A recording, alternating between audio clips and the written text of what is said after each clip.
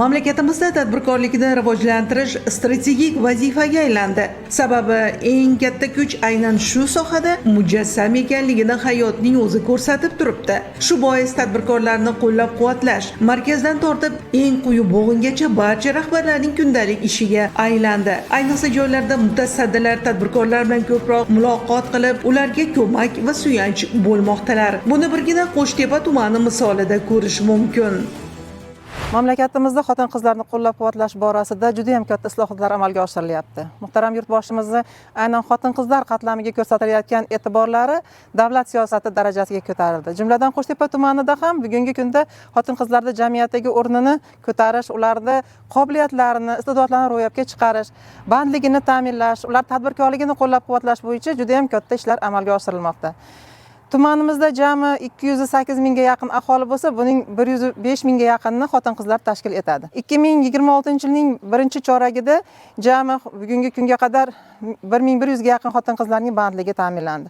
Eng asosiysi Qo'shtepa tumanida bugun sanoat rivojlanmoqda, hunarmandchilik rivojlanmoqda va mana shunaqa sanoat va hunarmandchilik orqali yaratilayotgan yangi ish o'rinlariga ishlash istagida bo'lgan xotin-qizlarni jalb qilish orqali ularning daromadini oshirishga erishyapmiz. Aholi, ayniqsa ayollarni ish bilan ta'minlash va kambag'allikni qisqartirishda tadbirkorlarning o'rni muhim. Yaratilgan yanada keng imkoniyatlar, biznes qoidalarini soddalashtirish, xom ashyoni chuqur qayta ishlash, eksportni keskin oshirish bo'yicha ko'rilayotgan chora-tadbirlar bugun o'z samarasini bermoqda. Ushbu ishlab chiqarish korxonasida bugungi kunda 622 nafar ayollar ish bilan ta'minlanganlar. Bizning faoliyatimiz tikuvchilik. Asosan ayollarni ish bilan ta'minlaymiz. Mahalla komitentlar ishsiz ayollarni tashkilotimizga olib kelishganda mehnat yarmarkasi uyushtiriladi. Ish jarayonlari bilan tanishtirib chiqamiz. Asosan mana o'zimizda ishlayotgan ayollarimiz tashqaridagi ayollarga, qo'shnisiga, qarindoshiga sharoitni maqtagandan keyin ular qiziqib keladi yoki mahallasiga murojaat qiladi. Ular kelishganda biz albatta ularga eshigimizni ochamiz, mehnat yarmarkasini uyushtiramiz, sharoitlar bilan tanishtirib chiqamiz. Agarda ulardan hunarga ega bo'lmagan ayollar bo'lsa, bu muammo emas. Ularni o'zimiz 36 kun davomida o'rgatamiz. Ishlayotgan liniyalariga ish joriy qilib qo'yamiz. O'sha ishlashda boshlashadi. Agarda qo'lidan tikish kelmasa yoki mashinadan qo'qiydigan ayollarimiz bor, ularni ishdan to'xtatmaymiz. Upakovka yoki dazmol boshqa yo'nalishlarga o'tkazib yuboramiz. Kelajakda 60 ta potokni ishga yo'lga qo'yishni reja tutganmiz. Bu degani 3000 nafar aholini ish bilan ta'minlab berish rejada tutilgan.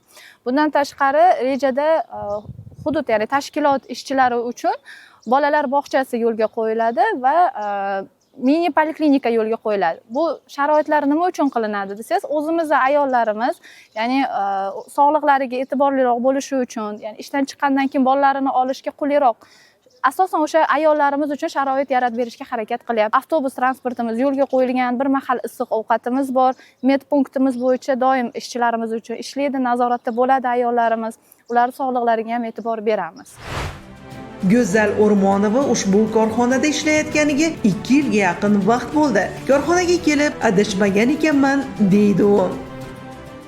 3 nafar farzandni onasiman. Ularni qarab o'tirardim. Bu yerga keldim. Oilalari o'z vaqtida bu yerda 80% ayollar tashkil qiladi. Farzandimni bog'chaga berganman. Maoshi o'z vaqtidaligi uchun bog'cha pulini ham o'z vaqtida to'layman. Jamoam bilan ham kelishgan holda juda chiroyli ishlaymiz. Bu yerda boshliqlari xodimlarga nisbatan juda mehribon, shart-sharoitimizni tushunadi. Shunga yarasha bizga sharoitlar yaratib bergan. Bu yerga kelgandan keyin yana ham nazarim ochdi. Xuddi shu soham bo'yicha tadbirkorlik qilaman degan niyatlarim ham bor. Va o'zimga o'xshagan ishsiz ayollarni ish bilan ta'minlash niyatlarim bor. Chunki bizning yurtimizda bunaqangi tadbirkorliklar uchun juda keng imtiyozlar, imtiyozli kreditlar ajratiladi. O'zbekistonimiz yana ham gullab yashnashi uchun mustaqil yurtni farzandlarimiz, shundan juda ham faxrlanaman. Korxona mahsulotlarini asosan xorijiy mamlakatlarga eksport qiladi. Viloyatimizning eng chekka olis qishloqlardan kelib ishlayotgan ayollarimiz davlatimiz rivojiga munosib hissa qo'shib kelayotganliklaridan xursand. Sharoitlarimiz yaxshi, imkoniyatlarimiz keng. Men eng chekka hududlardan kelaman. Har safar kelib ketishimizga muammolar tug'ilmaydi. Bu eksportdagi chiqayotgan mahsulotlarimiz biz tayyor qadoqlash bo'limida ishlaymiz, qadoqlaymiz, chet elga chiqariladi, Ostonaga, Belorussiyalarga, Sankt-Peterburglarga chiqarayotgan mahsulotlarimiz yaxshi, juda sifatli, a'lo darajada ish chiqaramiz. Yangi O'zbekistonda ayollar uchun nihoyatda imkoniyatlar keng berilgan. Bundan biz faxrlanamiz. Oilalarımizdan ro'zg'orimga, oilamga billa hissa qo'shayotganimdan. Yangi O'zbekistonda bizga ayollarga yaratib berilgan sharoitdan nihoyatda xursandman men. Mana shu ishxonada ishlaganimdan xursandman. Bir donagina farzandim bor. Xudo xolasa tadbirkor qilib yetishtirish niyatim bor. Bizning yangi O'zbekistonimizda farzandlarimiz uchun hamma shart-sharoitlar yetarli. Men butun dunyoni zabt etishiga ishonaman. Yangi O'zbekiston yoshlar uchun, hamma ayollar, erkaklar, hamma aholi uchun yangi sharoitlar yaratib beryapti. Jahon bozorini egallab, eksportlarni qilishni xohlayman.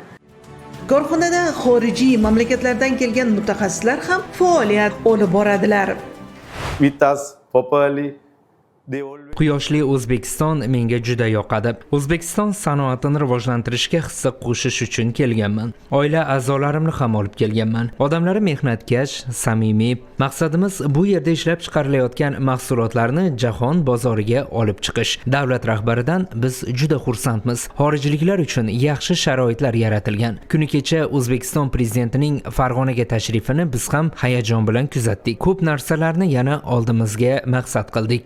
Bu davlatda yashayotganimdan faxrlanaman. Ta'kidlashni istar edim. Ta'lim tizimi ham yaxshi yo'lga qo'yilgan. Buni bolalarimdan bilaman. Chunki ular shu yerda o'qiydilar. Bangladesh bilan taqqoslaganimda bu yer menga jannatga o'xshaydi.